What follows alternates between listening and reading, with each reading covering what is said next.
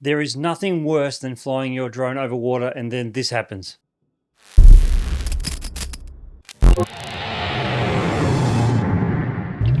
Yep, I did it again.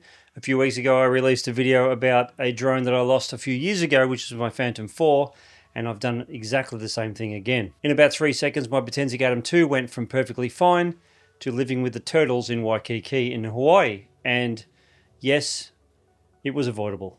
In this video, you'll see what happened, what motor saturated really means, and you'll learn my 5-step WATERLOCK system, or WATERLOCK system, so your drone doesn't turn into a reef accessory. For those of you that don't know me, my name's Brett, and I've been flying drones for years, for work and for YouTube, and I've made plenty of mistakes the hard way. As I said before, I've lost my DJI Phantom 4 previously, and that's a story we'll get to later in the video, but this isn't just theory, this is field-tested pain.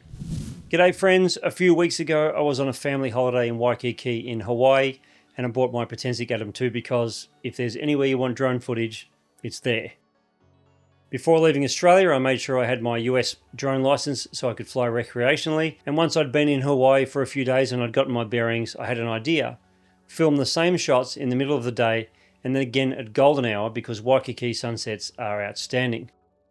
And I wanted to show you why golden hour wins over shooting in the middle of the day. Now, some of the shots I wanted to get was of Diamond Head, which is a mountain in Waikiki. It's 232 meters above sea level. It's got sea legs. It's an octopus. And the shots I wanted to get was of Diamond Head, which is a mountain in Hawaii. It's about 232 meters above sea level, has a big crater in the top. It's really beautiful.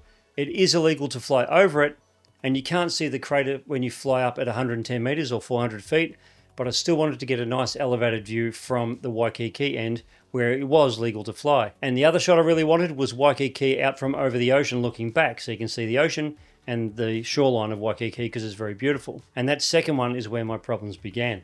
Now, to make sure you're allowed to fly in certain areas, there are 2 apps I use. One is called Drone Assist and the other is called Before You Fly, or I think it's been renamed to Air Aware. On both apps, you simply type in the area in which you want to fly and it will tell you if it's clear or not. I use both apps when searching for places to fly, just in case one is incorrect. And if they both say you can fly, then you're good. But don't worry, I'll put the links to the apps in the description, and I'll also put a link to my free drone starter kit there as well, which is perfect for beginners in drone flying.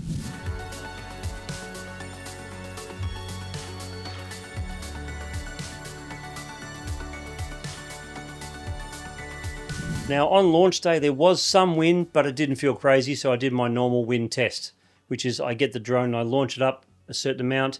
I take my hands off the controllers and let it sit for a second. If it doesn't drift, I go a bit higher and then do the same over and over again until I get to the elevation that I want to get to. So you basically just climb in steps and confirm it holds position, and if it does, you're all good.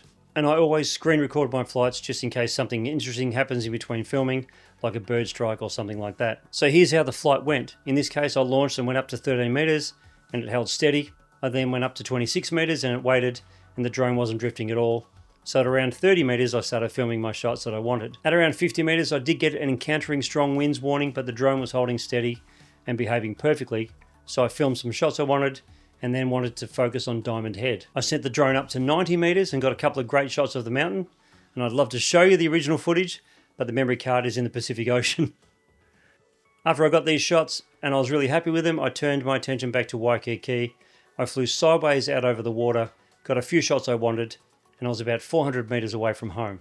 And because it was a little bit breezy, I thought I'll just drop down to 40 meters so the wind won't be as much of a factor, and then I'll fly the drone home. And that was my last thought process before the drone fell into the ocean.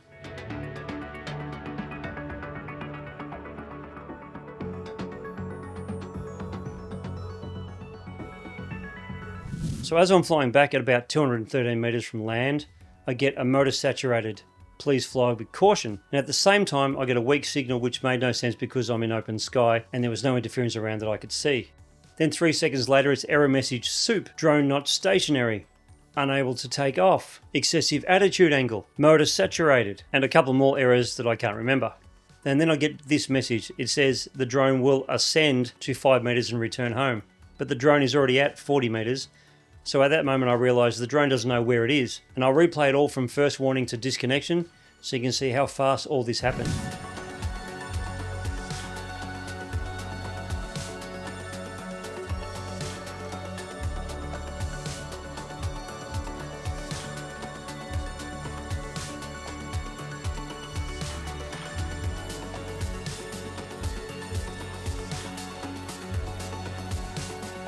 And then it disconnects, and instead of returning home, it just spirals down in a circle like this and drops into the ocean, about 200 meters offshore. Now living with the turtles and seals in Hawaii. Now, if that had happened over land, it might have survived because it spiraled down quite slowly, but over water, it was game over.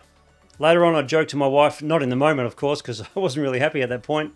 I was not a comedian at that time, that in 1,000 years, someone might find it and call it an ancient artifact. The Atom 2 was lost to the gods of the sea. So what caused my Atom 2 to go for a swim? Well, that's a really good question. So I thought I'll contact Potensic, and I told them what happened and asked if I could buy just the drone since I already had 2 controllers, batteries and accessories.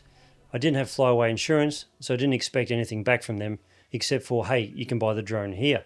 So instead they asked me for the flight logs, and a few days later they said they'd send me a replacement drone at no charge. Their service was genuinely amazing, and I cannot fault anything to do with Potensic at all. Their explanation of what happened was that they said that they'd reviewed the situation and think the motor saturated was likely due to strong wind conditions, and that it appears to be an isolated case, and they'll continue improving performance. So what does motor saturated actually mean? Well, it doesn't mean wet, although it became extremely wet later on. It means the motors are being pushed near their limits or overworked, and in that situation the drone may not have enough power to stabilise if conditions shift suddenly. Now, Potensic said that it was wind related, but the wind was nowhere near their level 5 limit for the Atom 2, so it's most likely just bad luck, and a combination of wind maybe. So if you want to massively reduce the odds of this happening to you, here's my WATERLOCK checklist, 5 rules I'm following anytime I fly over water from now on. W stands for wind warning. Wind warning equals abort. If you get a strong wind warning on a sub 250 gram drone, bring it home, land it, let it cool down, relaunch it if it makes sense, or come back later. A is for antenna or signal check before you go offshore. Before you commit to flying out over water, make sure your signal is strong and stable. Weak signal plus water is a terrible combination. T stands for travel forward on the return. Now when coming back in high winds, fly back forward, not sideways. Sideways flight can increase stress as the drone flies to keep attitude and direction, and also it works the motors twice as hard. E stands for extra battery margin. Over water you want heaps of battery. Wind can chew up power fast, and battery margin is your emergency buffer. And R stands for range limit offshore. So set a max distance offshore and just stick to it. The further you go out, the more likely your drone learns to swim. Look, sometimes drones just fail and that's unavoidable, but if you stick to my WATERLOCK system, it'll reduce that chance of happening. Wind has always been a factor when I've had issues with drones, and if you want to see the other big one when I lost my DJI Phantom 4, you can watch that video right here. Thanks for watching.